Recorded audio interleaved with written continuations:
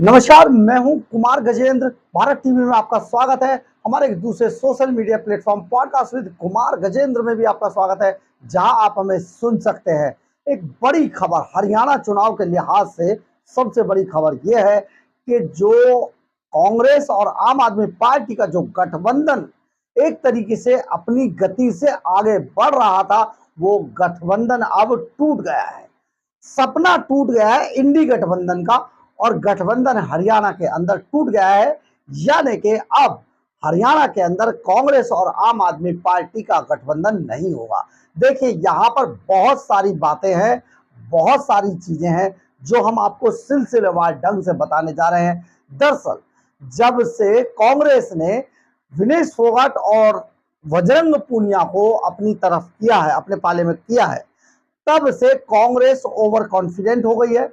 और कांग्रेस को लग रहा है कि उसके फेवर में दो तीन चीजें हरियाणा चुनाव के अंदर जरूर जाएंगी, जिस वजह से आज कांग्रेस ओवर कॉन्फिडेंट है और अब वो किसी से गठबंधन नहीं करना चाहती है।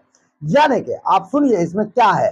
सबसे पहली बात कि विनेश फोगाट और बजरंग पूनिया जैसे पहलवानों का उनके पाले में आ जाना, पूरे जाट वोटों को वो इस तरीके से टर्न ऑफ कर देंगे कि उन्हें लगता है कि भारतीय जनता पार्टी को वो बीट कर जाएंगे। दूसरा, उनको ये लगता है कि जो 10 साल की एंटी इनकम्बेंसी है, उस पर कहीं ना कहीं भारतीय जनता पार्टी चुनावों के दौरान उनसे पिछड़ जाएगी। ये भी एक बड़ा फैक्टर है।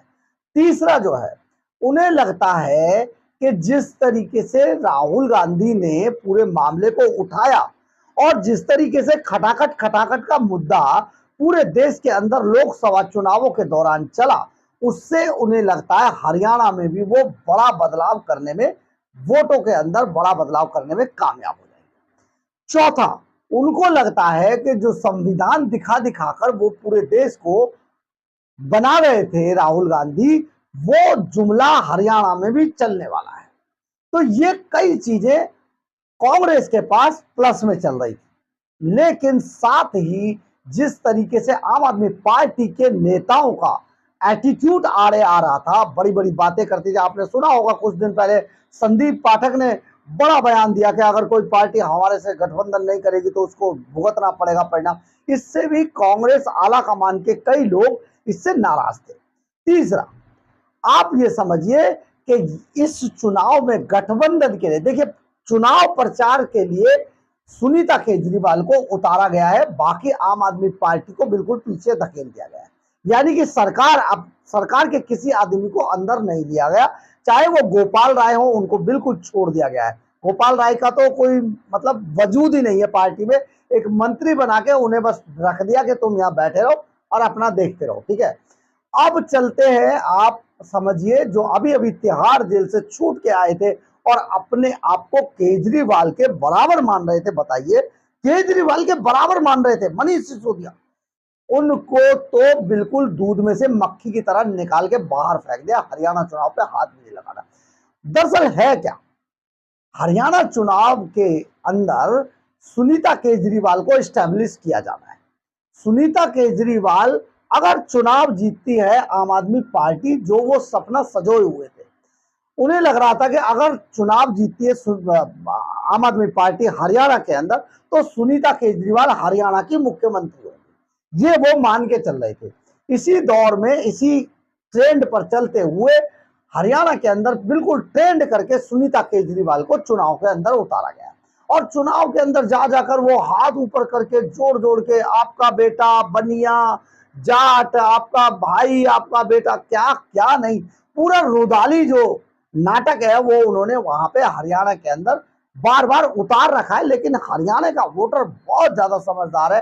आम आदमी पार्टी का वहां समझ लीजिए जमानतें भी नहीं बचेंगे। हम आपको बड़े बड़े पूरे कॉन्फिडेंस से आपको ये बता रहे हैं, आम आदमी पार्टी का जो हाल लोकसभा चुनाव के अंदर हुआ है, विधानसभा, हरियाणा के विधानसभा चुनाव में आम आदमी पार्टी का इससे बुरा हाल होने जा रहा है।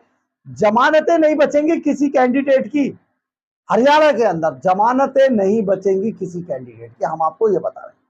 तो आम आदमी पार्टी पे अब एक जब यहाँ पर सुनीता केजरीवाल संजय सिंह को लगा दिया, भैया तुम चुनाव प्रचार करो, संदीप पाठक को कह दिया तुम भी वहां चले जाओ, मनीष सिसोदिया को घर बैठा दिया, भाई तुम आराम करो, अब हमें तुम्हारी पार्टी में कोई जरूरत नहीं है, आप अपने हिसाब से कुछ चटपट कर रहे हो वो करते रहो, लेकिन हमें तो आपकी जरूरत है। अब रह गया राघव चड्ढा। राघव चड्ढा को विशेष रूप से बुलाया गया था कि वो जाकर इंडी गठबंधन का हवाला दे देकर, रो रो कर, हाथ फैला फैलाकर, झोली फैला फैलाकर कांग्रेस से आप गठबंधन कर लो, क्योंकि कांग्रेस से गठबंधन करना बहुत जरूरी है। भारतीय जनता पार्टी उन्हें छोड़ेगी, उनका कैडर वोट है, तो कांग्रेस से कर लो। अब कांग्रेस से जब गठबंधन कर रहे थे तो यहां पर इनका एटीट्यूड आड़े आ गया। एटीट्यूड इसलिए आड़े आया कि ये 10 सीटों पर मांग रहे थे कि भैया 10 सीटें चाहिए, 90 सीटों पर चुनाव होना है, 90 सीटों की विधानसभा है हरियाणा के अंदर, 90 सीटों पर चुनाव होना है। अब उसमें से 10 सीटें ये मांग रहे थे, कांग्रेस को लग रहा है हम सारी जीते हुए हैं, तो ऐसे में कांग्रेस ने इन्हें थोड़ा सा बहलाते फुसलाते इन्हें कहा कि भैया आपको 4 सीटों पे लड़ रहा है। 4 में बात नहीं बनी, राघव चड्ढा झोली फैला के आए वहां पर, तो उन्होंने कहा ठीक है 6 सीट आपको दे देते हैं, आप जाइए, लेकिन ये 6 सीट कांग्रेस डिसाइड करेगी कि कहां पर आपको देनी है।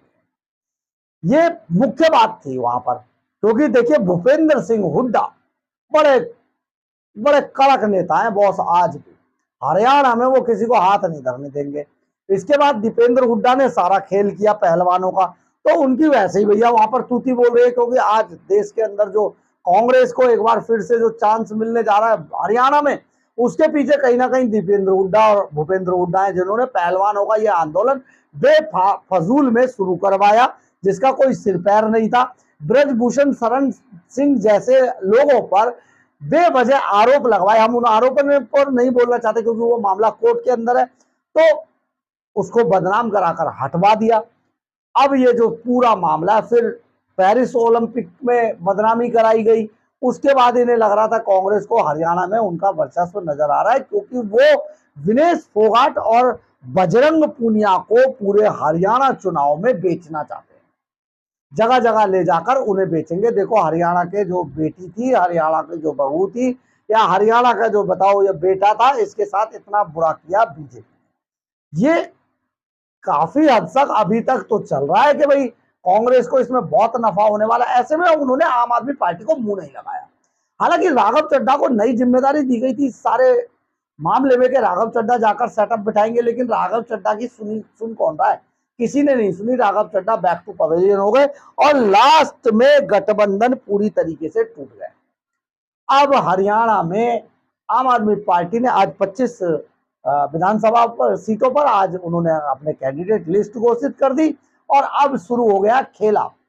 खेला ये हो गया है कि आम आदमी पार्टी का सुपड़ा साफ है, आम आदमी पार्टी के लोगों की जमानत बचना बहुत मुश्किल है, और जमानत तो छोड़ दीजिए, आप उससे भी आगे सोच के चलिए, लेकिन अब कांग्रेस और भारतीय जनता पार्टी आमने सामने की टक्कर में है। लेकिन आपको एक बात यहां पर मैं और बता देता हूं, जो बहुत छोटी है परंतु सबसे बड़ी बात यही है कि अगर आम आदमी पार्टी वहां 90 सीटों पर चुनाव लड़ती है, तो कहीं ना कहीं अगर थोड़ा बहुत नुकसान होगा तो वो कांग्रेस को ही होने वाला है। भारतीय जनता पार्टी का एक कैडर वोट है, और वो कैडर वोट इधर से उधर नहीं होता है। तो आप समझिए कि हरियाणा के चुनाव का रिजल्ट क्या होने जा रहा है, ये तो अब वक्त ही बताएगा। बहरहाल अगर आपको हमारी खबर अच्छी लगी हो तो आप इसे लाइक, सब्सक्राइब और शेयर जरूर करें। कमेंट्स बॉक्स में अपनी राय जरूर लिखें, इससे हमें बहुत बहुत बहुत ऊर्जा मिलती है। जय हिंद, जय भारत।